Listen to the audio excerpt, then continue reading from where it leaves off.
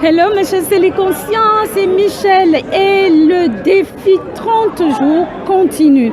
Aujourd'hui, je suis à la vidéo 7 et comme tu peux le voir, je suis accompagnée de ce beau monsieur qui s'appelle Roméo. Salut Roméo. Salut Michel. Ça va? Ça va super. Merci d'avoir accepté de faire cette interview avec moi, cette vidéo. Tu sais, en fait, pour juste te dire, j'ai accepté de relever le défi qu'a lancé Olivier Roland, faire une vidéo tous les jours pendant 30 jours. Donc, c'est la vidéo 7. Et cette semaine, j'ai abordé le thème de la rencontre. Ouais. On a parlé de comment, dans quelle énergie on est pour rencontrer. On a fait avec François Lemay, rencontrer en conscience. Et là, pour clore la semaine, j'ai choisi de la clore avec toi sur se rencontrer. Alors, ma question, c'est pour toi, c'est quoi ou comment se rencontrer soi, la rencontre de soi-même? Alors ça tombe bien parce que c'est un sujet sur lequel je réfléchis énormément et sur lequel j'accompagne beaucoup de clients en coaching individuel. Et en fait, j'en suis arrivé à la conclusion que, si tu veux, pour moi, se rencontrer soi-même, c'est un acte de marronnage en fait. Alors, le marronnage, c'est quoi? Ah ben dis-leur, moi je sais un peu mais je te laisse leur expliquer. Alors normalement toutes les personnes qui ont la chance, l'honneur et le privilège d'avoir dans toute l'heure de pause savent ce que c'est que le marronnage. En fait le marronnage ça vient d'où? Pendant la période coloniale, il y avait effectivement un certain nombre de personnes qui étaient déportées et qui fuyaient en fait les plantations. C'est-à-dire que ce n'est pas simplement des gens qui fuyaient, ce sont des gens qui en fait n'ont jamais reconnu que quelqu'un d'autre les dominait. Le marronnage, le nègre marron, comme on dit, c'est vraiment celui qui ne conçoit pas qu'un humain puisse dominer un autre humain. Et en fait, le marron, c'est celui qui se détermine en fait par rapport à lui-même. J'ai envie de dire par rapport à ses tripes. Le marronnage, c'est une démarche d'autonomisation physiologique, d'autonomisation psychique, d'autonomisation sociale, d'autonomisation émotionnelle. D'ailleurs, le nègre marron ne s'est jamais battu pour sa liberté. Pourquoi? Parce qu'il ne l'a jamais perdu. En fait, en vrai. Alors, je peux aussi dire finalement que le nègre marron, c'est celui qui ne va... Comme il ne s'est jamais quitté, en fait, il ne va pas à la rencontre de lui-même parce qu'il est toujours avec lui-même.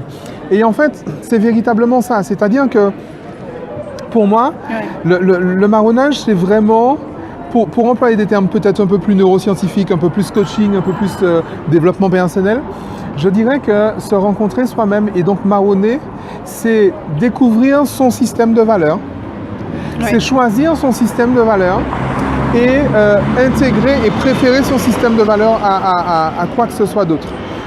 C'est vrai que tous les êtres humains qui naissent sur cette terre naissent avec une dépendance physiologique totale, mais une autonomie psychique totale. C'est-à-dire qu'on est tous uniques. Maintenant, on doit, pour survivre, s'adapter à notre environnement. Absolument, ouais. Donc, on s'adapte au message culturel, au message éducatif, au message philosophique, au message religieux, aux messages commerciaux. Et en fait, tout ça, à la longue, donc certains psychologues ont appelé ça la dépression infantile précoce, c'est salutaire, hein, c'est très sain de faire ça parce que ça permet de survivre. Mais en fait, à la longue, on crée ce qu'on appelle un faux self. Et en fait,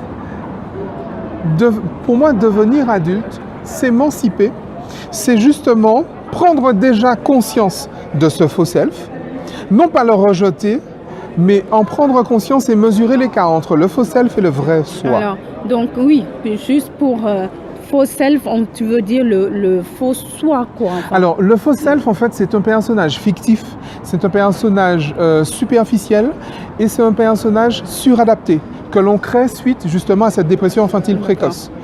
Le faux self, c'est celui qui porte le masque social. Oui. On l'a tous, hein. Et encore une fois, c'est salutaire. Parce que ça nous permet justement de survivre et on grandit en fait avec ça. Maintenant, ce que je vais appeler l'éveil en fait, c'est déjà prendre conscience et la rencontre justement avec soi, c'est prendre conscience que le rôle qu'on joue n'est pas le vrai soi. Et en fait, déjà se rencontrer, c'est déjà rencontrer son faux self. et se dire, ok, j'ai créé ça pour vivre en société, et encore une fois, c'est très bien, il ne s'agit pas de juger ça. Il ne s'agit pas, en contre, de mesurer l'écart entre le faux self et le vrai moi. Parce que je suppose que de toute façon, le faux self a un rôle aussi. Il a un rôle, c'est pas au hasard qu'il est là. Et il joue un rôle fondamental. Absolument. Bien sûr, ce rôle fondamental. Alors, je ne suis pas de ceux justement qui disent qu'il faut faire. Il y en a qui l'appellent l'ego, ce faux self-là. C'est ce que j'allais dire. Je ne suis pas du tout de ceux qui disent qu'il faut faire taire l'ego. Mais alors, pas du tout. Je ne suis pas du tout dans ça. Parce que ça a une importance. On n'a pas le temps de le voir, mais ça a une importance fondamentale. Et par contre, il y a quelque chose qui est absolument génial, qui nous fait prendre conscience de la différence, de l'écart entre le faux self et le vrai soi, c'est ce qu'on appelle la souffrance. La souffrance, en fait, le niveau de souffrance, à mon sens, est inversement proportionnel à la conscience que j'ai de l'écart entre le faux self et le vrai soi. Et c'est pour ça qu'on souffre. Et je l'ai découvert précisément et modélisé même dans le cadre de l'accompagnement des relations toxiques, des personnes en situation de relations toxiques, perversion narcissique, etc. Et en fait, en vrai, heureusement, j'ai envie de dire que la souffrance est là, parce que c'est parce que la souffrance est là que finalement, je peux prendre conscience que je me suis écarté de moi-même et que je vis une vie qui n'est pas la mienne, qui n'est pas dans mon vrai soi. Et en fait, se rencontrer soi-même, c'est véritablement prendre conscience de l'écart entre cet ego, on va dire ce faux self, et le vrai soi. Et le vrai soi, c'est quoi? Le vrai soi, c'est là où sont déposées ce que j'appelle les tables de la loi. C'est-à-dire que les tables de la loi, c'est finalement mon système de valeurs à moi qui est propre. Mes valeurs, ce qui fait que ce que j'ai envie de faire, ce que spontanément je suis. C'est cette expression unique que je suis, et c'est cette expression unique qui s'est incarnée en fait. Quand, depuis le départ, j'ai parlé qu'on est psychiquement unique, et bien c'est cette unicité-là en fait.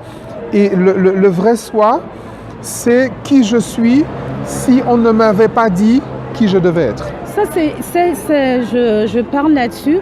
Moi, je pense qu'on fera une interview parce qu'il y a beaucoup de choses à dire, mais ce que tu viens de dire, moi, je lance ça à toi qui nous regarde. Pose-toi cette question.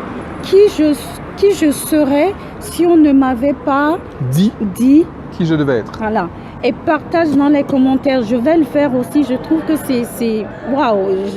Tu vois, je vais me poser. Je vais le faire. Donc, qui je suis si on ne m'avait pas dit qui je devais être.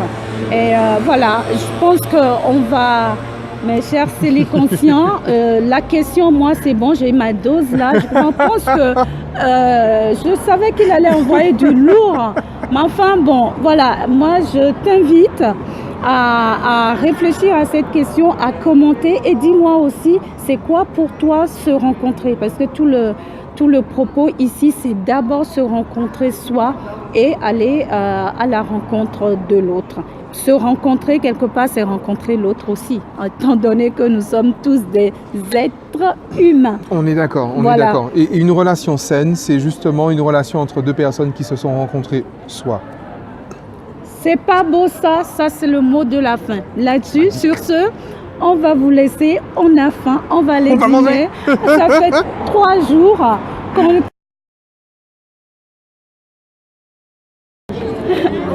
Hello mes chers Céliconscients, c'est Michel.